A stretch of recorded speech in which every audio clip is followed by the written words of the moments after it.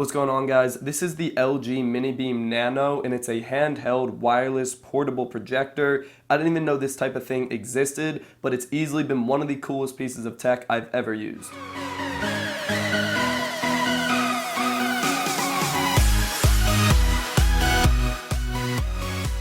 This amazing little piece of technology comes in at $300, so it's no casual accessory for your phone or laptop or anything, but it's also not that bad in terms of other projectors, especially when you consider the portability that it comes with. I actually want to talk about the form factor a little bit more because it's mind-blowingly small. The projector measures in at only about 4 inches by 4 inches and a couple inches thick. It literally fits in the palm of my hand.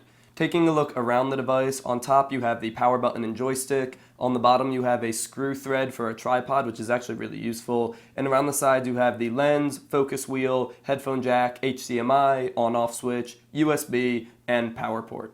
I'm not entirely sure why they have both a power switch and a power button, but it works, I guess. There are 3 main modes of connectivity with this projector, and the first of which is with your phone, but it only works with Android and Windows phones. Yes, you heard that right, it does not work with iPhones. So it uses the built-in Wi-Fi direct capability of the phones, and it actually works pretty well. The easiest way I found to set it up was to download the Miracast shortcut, which is just a shortcut that takes you right to the connection page instead of having to navigate menus. The second way to connect to it is using a USB drive. You just plug it into the projector and then use the menus on screen on the projector to navigate through the drive and select a video or movie that you have loaded on the USB drive. And the last method of connectivity is just to plug it into like a laptop or something or a video source through HDMI. This one is the most obvious. You just plug it in and it's like another screen. So that leads us up to the display, and I'm not sure you can even call it a display. Maybe it's more of like a projection. But either way, it is important to note before I actually look at the specs that this is the least expensive model they offer. With only 100 lumens of brightness and a resolution of 854 by 480, it's not very spec heavy.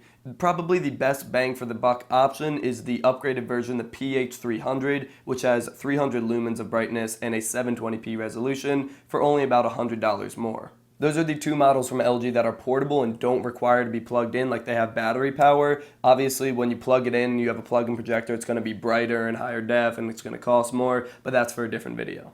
Alright, so back to that screen. Here it is in a very dark room. The brightness is totally acceptable with this lighting, but you can see that if I turn the lights on, the brightness does come into question.